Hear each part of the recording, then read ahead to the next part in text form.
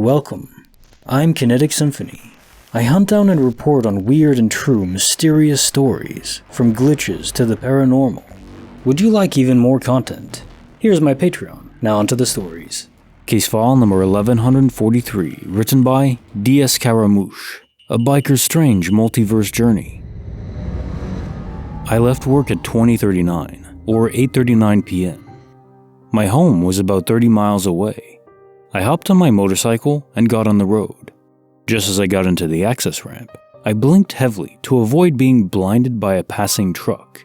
Then I opened my eyes and found myself in a completely different place that I could not recognize, the motorcycle still going at a decent speed.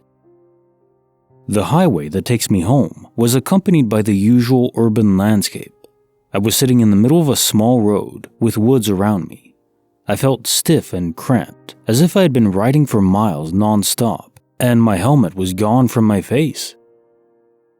The helmet wasn't the only thing missing.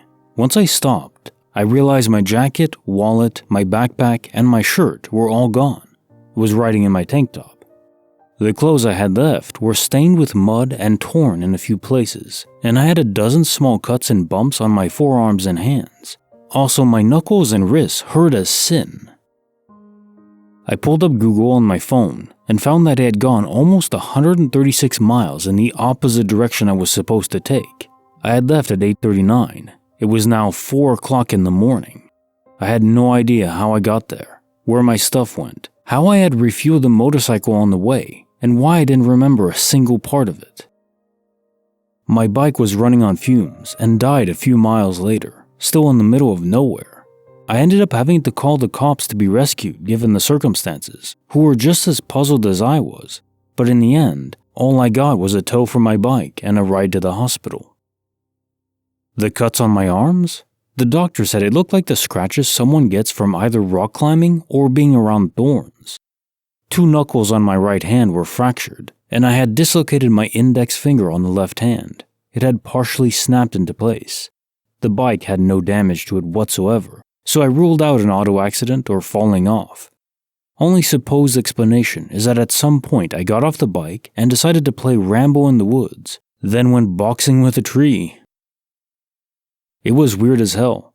Doctor figured I entered some kind of induced hypnosis or vogue state due to stress and instinct, and that made me follow the road.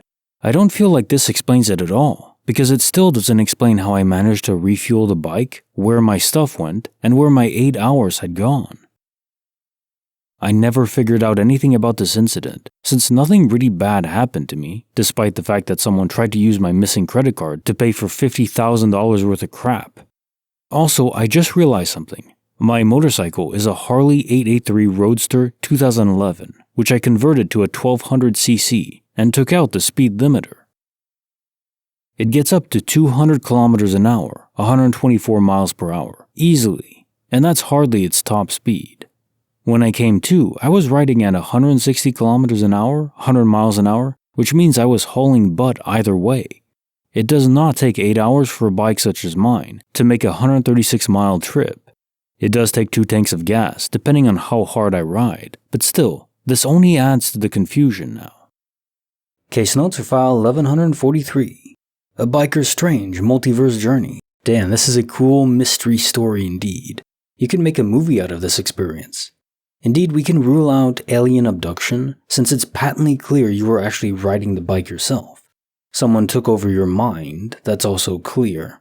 Now, was it a temporary mental discombobulation from reality, where you were sleeping through an entire ordeal, but still managing to ride a motorcycle perfectly? And also stop to hang out for a while, as you described, not requiring anywhere near 8 hours to make a 140-mile trip. So you stopped somewhere, maybe after you got gas, and just did nothing, just hung out, no one took notice of someone just standing there by his bike? For hours? If we try to fit this into multiverse theory, you were blinded by the truck, which ended up hitting you, and you died. And then you were moved to a new universe, and maybe sometimes when making the soul transfer, there are errors in the process, where memory was not saved for the first 8 hours of coming into the new universe. So maybe for the first 8 hours, it was still you, but you were frazzled, disoriented.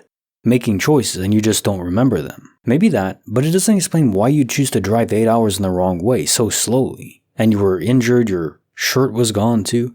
Outside of some actual possession, it does seem to involve the multiverse. But yeah, something probably happened during the transfer that just messed up your mind. For a time anyways. Written by Hellraiserk. Something evil lurks on my property. I live on a 13-acre property in an area of my state where the suburbs turn into rural farmland. My parents live in the main house near our road, while my fiancé and I converted one of the barns on the back half of the property into our house.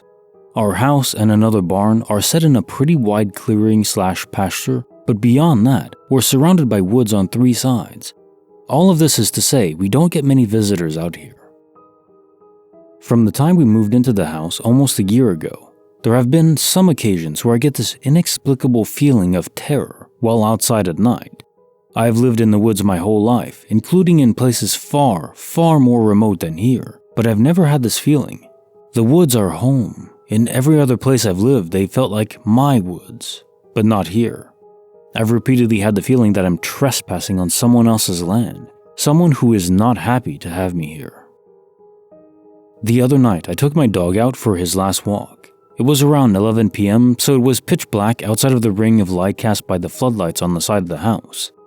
As I was walking towards the edge of the tree line, where my pup likes to do his business, I heard a sound like someone imitating the hoot of an owl coming from the direction of the other barn about 30 yards away to our right.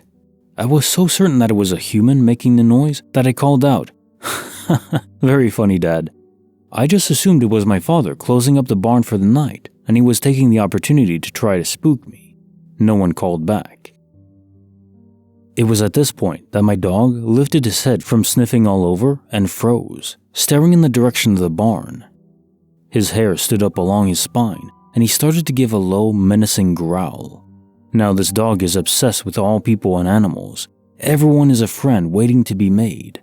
I've never seen him act aggressively towards anything, even other dogs that have tried to fight him.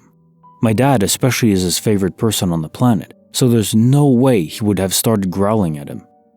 It was my turn for all the hair on my neck to stand up as a cold wave of fear hit me like a brick. My dog had stopped right at the edge of where the light met the darkness of the woods. Normally, the light gradually dissipated into the trees, still providing enough visibility to see the outline of trees and shrubs, but this time, it ended with a solid wall of black. Suddenly, I heard the same fake owl sound from only a few feet away, just on the other side of the darkness. My dog jumped and immediately started barking, putting himself between me and the sound. He's only a little guy, so I darted forward, scooped him up, and took off running towards the house. Behind me, I heard the sound again, but this time it had a strange warble to it, almost like laughter. The next morning, when I went out to check the barn, I found that the doors had been partially broken off the slide and were swung past each other the wrong direction, like someone had tried to force them open the wrong way. There were no signs of footprints in the sawdust or dirt, or any other signs of an intruder. I have no idea what was out there that night, but suffice to say, my dog and I stay well within the floodlights when we go out after dark now. Case notes for the bonus file. Something evil lurks on my property. So I've heard that fake owl noise too, while walking at night on the mile stretch of road near my house. So I'm up to 15,000 steps a day now, by the way. Anyways, at the bottom of the hill, it's fully surrounded by woods, besides a cleared line that runs right through it where the power lines run through. Just as I approached a few days ago, that noise, like a fake, higher-pitched owl sound, I heard it. I knew it wasn't right, and it felt very weird and tense. Whatever this hoot was, it wasn't normal. And I don't think it was from an animal. Not sure if it's exactly related, because nothing else happened to me or Mr. Ben, who was entirely oblivious to any threats. In your case, the fact the door had been partially broken proves to me there is a real presence there, capable of manifesting against matter. So was it a spirit that claims the land as their own, where they had died a while ago? Perhaps. Or maybe it's just evil incarnate. Or maybe it's just an actual human being who was just trying to spook you by imitating the sound of an animal.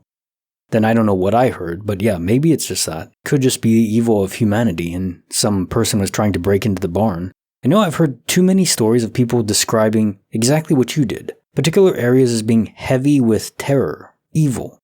This like cloud blanket that's over a town or a particular geographic area. Maybe evil exists in a more real form than simply malevolent human spirits or evil people. And now time for the movie recommendation of the day, The Perfect Storm. Sometimes I find myself heading back in time to hit the nostalgia trip, and a lot of modern shows and movies just don't do it for me these days, with some exceptions. Sometimes I feel like an old man who doesn't understand the new generation. So anyways, I watched The Perfect Storm the other night, and it really hits in so many ways. The first thing that struck me is how normal it felt. Like everyone was just normal. Normal phones, everyone had to go and gather together to interact in like a bar. They cared for each other. Like some person, some fisherman just meets a girl in a bar and she starts to care for him right away, just like that. And I mean, it makes sense because it's just your local environment where you interact with people. You're not interacting with thousands of people online. And don't get me wrong, the internet is fantastic. Obviously, I couldn't do what I'm doing now without it. There's some element of magic that's kind of lost with it.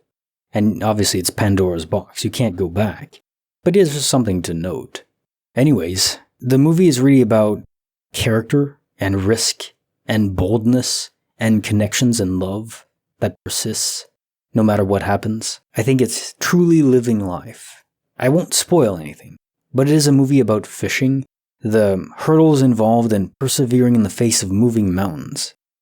Also, George Clooney proves his acting chops more than any other movie by far. I mean, he's great in the Ocean's movies, but I really love him in this role. He makes you feel like he really is a captain, and he truly loves it. What else can you want from life, besides loving what you do? So, highly recommended. Like the video, subscribe, hit the bell. Kinetic Symphony signing off.